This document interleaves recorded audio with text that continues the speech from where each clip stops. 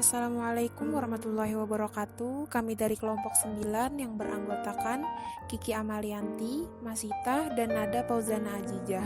Di sini kami akan membahas materi yang berjudul Munculnya Renaissance dan Kolonialisasi di atas Dunia Islam.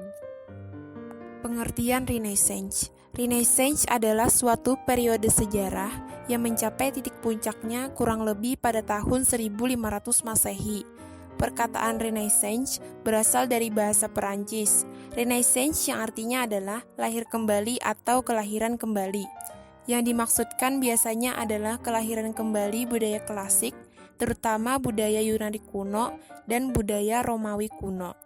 Namun zaman sekarang hal ini bisa menyangkut segala hal.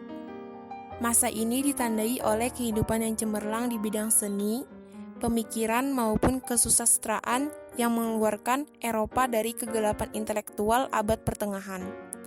Masa Renaissance bukan suatu perpanjangan yang berkembang secara alami dari abad pertengahan, melainkan sebuah revolusi budaya, suatu reaksi terhadap kakunya pemikiran serta tradisi abad pertengahan. Awal kemunculan Renaissance dan kehancuran otoritas gereja. Munculnya Renaissance. Setelah genjatan senjata dan perdamaian antara Muslim dan Eropa disepakati pasca Perang Salib. Sejak itulah Eropa dan Muslim hidup berdampingan. Terjadi interaksi-interaksi sosial. Dari interaksi-interaksi itulah peradaban Islam mewarnai peradaban Eropa.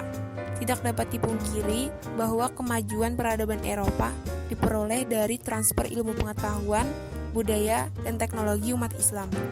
Tidak seperti yang dikatakan oleh para paus, bahwa kaum muslimin itu menyembah berhala, primitif dan bodoh.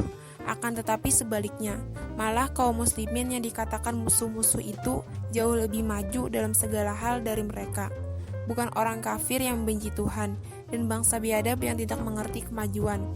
Di mana saja dalam dunia Islam, mereka menjumpai umat yang lebih mengenal dan mengabdi kepada Tuhan, lebih tinggi kemajuannya dan lebih mulia akhlaknya. Mereka menjumpai buku-buku karya para sarjana Islam dan alat-alat kemajuan yang jauh lebih tinggi dan lebih lengkap. Itulah kesaksian dari para serdadu Salabiyah yang pergi bertempur ke timur atau dunia Islam. Banyak dari buku-buku dan hasil-hasil kebudayaan Islam itu mereka bawa pulang ke Eropa, ke Italia, Perancis, dan Jerman. Adapun Spanyol, Portugal, dan segala kepulauan Laut Tengah sudah beruntung mempunyai terlebih dahulu berkat raja-raja mereka yang pro-Islam atau karena memang negeri mereka adalah menjadi daerah Islam.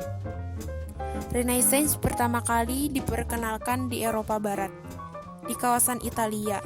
Hal ini dipicu kekalahan tentara salib dalam Perang Suci. Kekalahan tersebut membuat para pemikir dan seniman menyingkir dari Romawi Timur menuju Eropa Barat. Mereka menyadari telah dimulainya masa mesiu peledak dan untuk menguasai teknologi tersebut, mereka harus melepaskan diri dari pengaruh mitisme zaman pertengahan dengan kembali kepada sains zaman klasik yang sebelumnya dilarang karena dianggap pelanggar terhadap misi ketuhanan. Hancurnya otoritas gereja. Eropa Kristen yang mulai tersebar secara resmi tahun 328 Masehi merupakan agama terbesar di dunia dengan jumlah penganut mencapai 1.965.993.000 pada tahun 1998 dan diperkirakan pada tahun 2025 akan naik menjadi 2,25 miliar.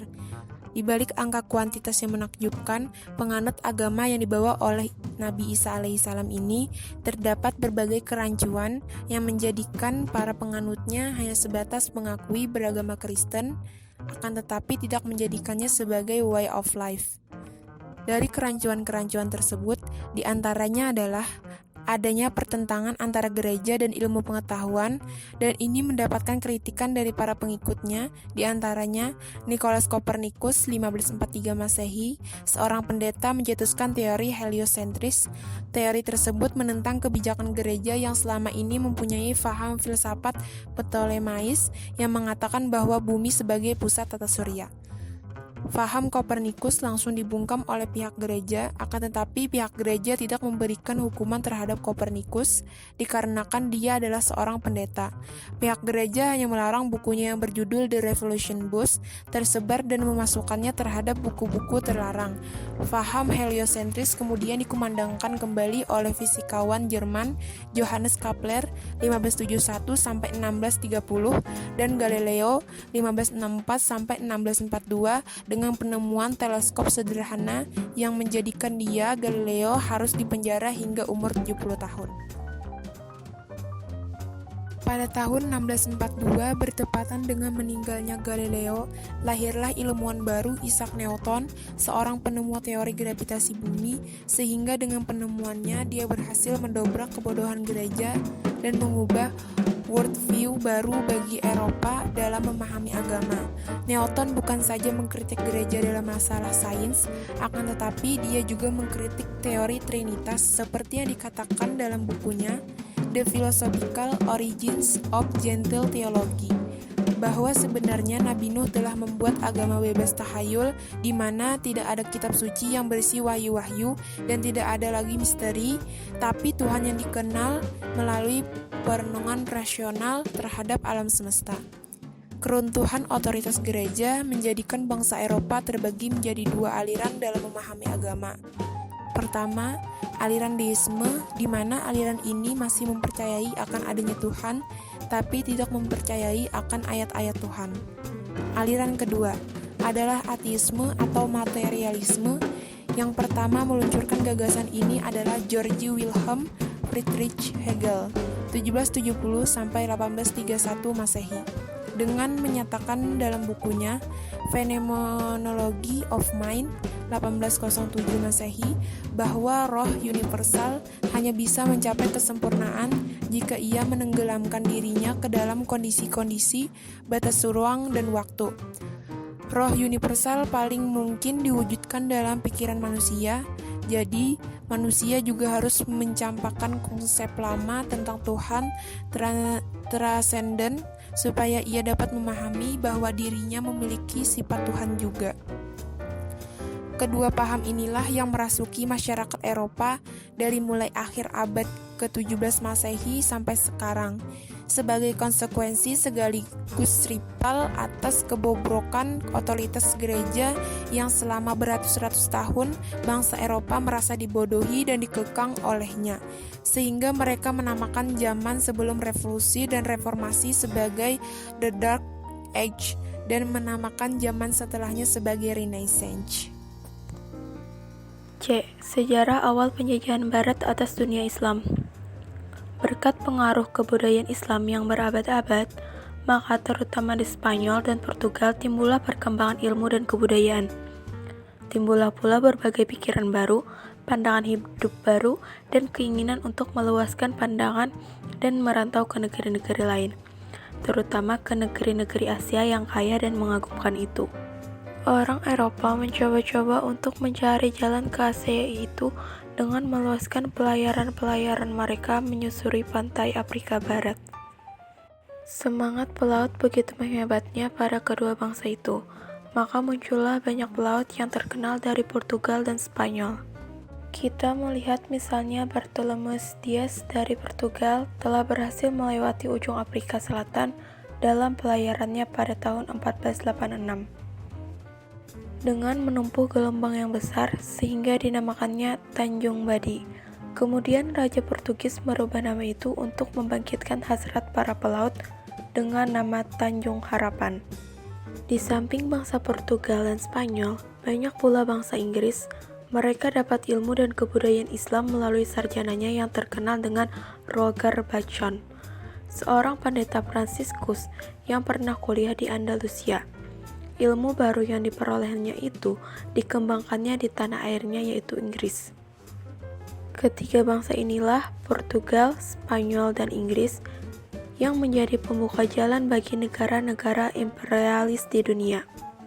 Uraian kita selanjutnya membukakan kunci wasiat kaum imperialis ini, yang ada mulainya mencari tanah-tanah koloni, tetapi kemudian melangkah lanjut menanamkan kapitalnya. Perekonomian bangsa Eropa pun semakin maju karena daerah baru terbuka baginya. Tak lama setelah itu, mulailah kemajuan Barat melampaui kemajuan Islam yang sejak lama mengalami kemunduran. Kemajuan Barat itu dipercepat oleh penemuan dan perkembangan dalam bidang ilmu pengetahuan. Penemuan mesin uap yang kemudian melahirkan revolusi industri di ekonomi semakin memantapkan kemajuan mereka. Teknologi perkapalan dan militer membuka Eropa menjadi penguasa lautan dan bebas melakukan kegiatan ekonomi dan perdagangan dari keseluruhan dunia, tanpa mendapatkan hambatan-hambatan berarti dari lawan mereka. Bahkan, satu demi satu negeri Islam jatuh ke bawah kekuasaannya sebagai negeri jajahan. Salah satu negeri yang menjadi tujuan negara-negara Eropa adalah India. India pada masa kemajuan pemerintahan Kerajaan Mughal adalah negeri yang kaya dengan hasil pertanian. Faktor itulah yang mengundang Eropa yang sedang mengalami kemajuan untuk berdagang ke sana. Inggris dan Belanda mulai menginjakkan kaki di India pada tahun 1611 Masehi. Inggris mendapatkan modal menanamkan modal. Dan pada tahun 1617 Masehi, Belanda mendapatkan izin yang sama. Pada tahun 1761 Masehi, Kongsi Dagang Inggris British East India Company mulai berusaha menguasai wilayah India bagian timur ketika ia merasa cukup kuat. Penguasa setempat mencoba mempertahankan kekuasaan dan berperang melawan Inggris. Perang pun berkecamuk dalam waktu yang cukup lama, namun mereka tidak berhasil mengalahkan Inggris. Akibatnya daerah-daerah Kutch, Bengal, dan Orissa jatuh ke tangan Inggris pada tahun 1803 Masehi. Pada tahun 1882 Masehi, keamiran Muslim Sind di India dikuasai.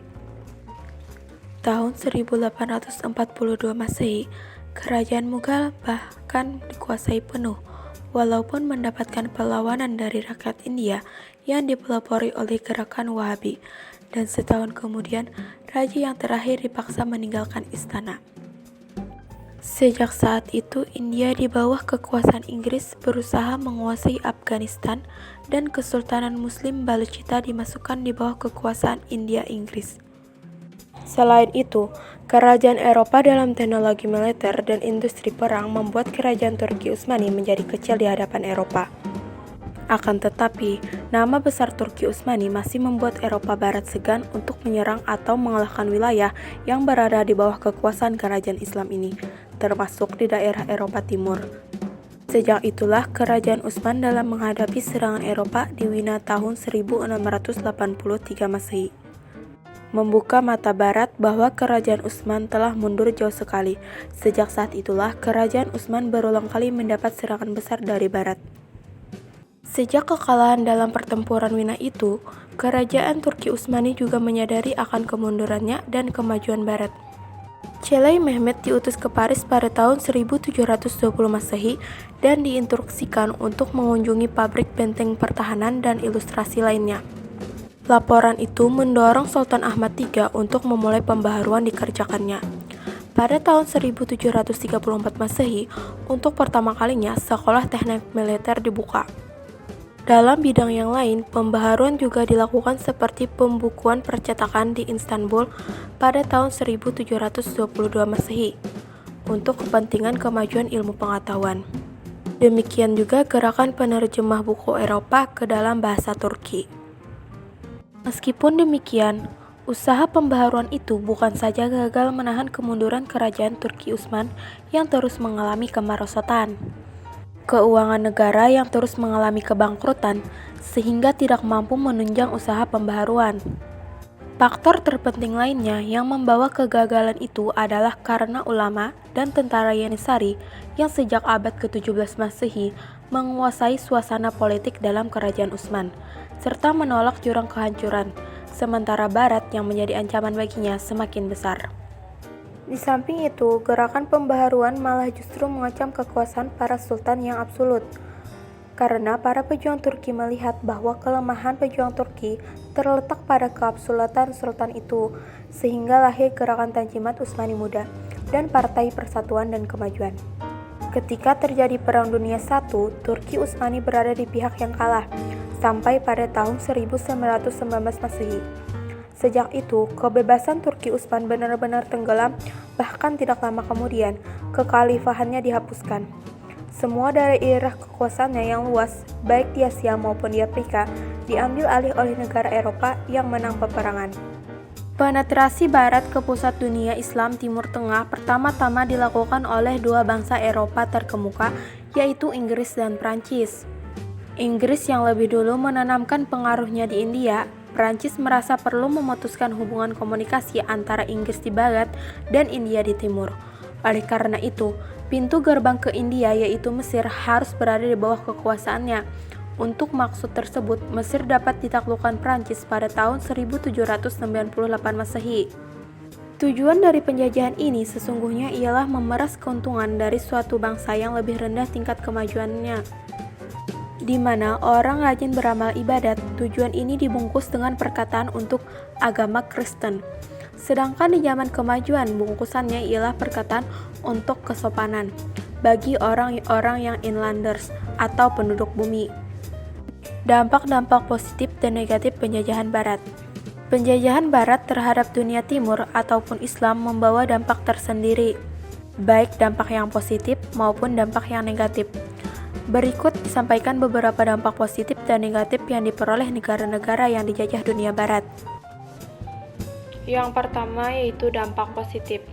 Akibat penjajahan dunia Barat secara langsung memberikan kekuatan mereka terhadap negara-negara jajahannya. Salah satunya yaitu negara Barat telah mengenalkan beberapa teknologi baru seperti dalam bidang transportasi, ekonomi, industri, kesehatan, perdagangan, pertanian, dan komunikasi ataupun perluasan jalan dan jaringan. Inilah yang memberikan stimulus terhadap negara-negara jajahan dalam perekonomian. Selain itu, negara Barat juga memberikan sumbangsi yang sangat besar dalam pengetahuan dan intelektualitas bagi penduduk setempat, dengan pendidikan yang lebih maju dalam bidang teknologi, karena setelah masuknya negara Barat, banyak penduduk yang mempelajari ilmu-ilmu yang baru, seperti mempelajari bakteri dan penyakit-penyakit yang berbahaya. Selain itu, negara Barat pun mengenalkan obat-obatan dalam penyembuhan penyakit yang dulunya penyembuhan hanya menggunakan tumbuh-tumbuhan herbal dan dengan berdoa saja. Yang kedua yaitu dampak negatif. Selain memberikan dampak positif, negara Barat pun memberikan dampak-dampak negatif terhadap negara-negara jajahannya. Salah satunya adalah terkurasnya kekayaan negara-negara jajahan dikarenakan bangsa Barat melakukan monopoli perdagangan dan sumber daya alam yang ada di negara tersebut. Dengan adanya monopoli perdagangan tersebut, membuat kehancuran perekonomian yang sebelumnya sudah ada. Seperti dengan masuknya barang-barang impor ke negara jajahannya yang membuat produk-produk lokal mengalami kerugian. Ini dikarenakan barang-barang impor yang masuk kualitasnya lebih baik dan harganya lebih murah. Di samping itu, barang-barang yang diproduksi negara-negara Barat bisa diproduksi dengan jumlah yang banyak, karena majunya perindustrian di Eropa yang menggunakan mesin dalam produksinya. Di samping itu, dengan adanya penjajahan membuat negara-negara jajahannya memiliki ketergantungan terhadap negara penjajah. Ini dikarenakan negara Barat mengambil alih kekuasaan negara jajahannya. Sebenarnya banyak sekali dampak negatif yang dihasilkan dari penjajahan bangsa Barat, seperti adanya keterbelakangan mental, pendidikan yang terbatasi, dan adanya kerja paksa atau kerja rudi seperti yang terjadi di Indonesia.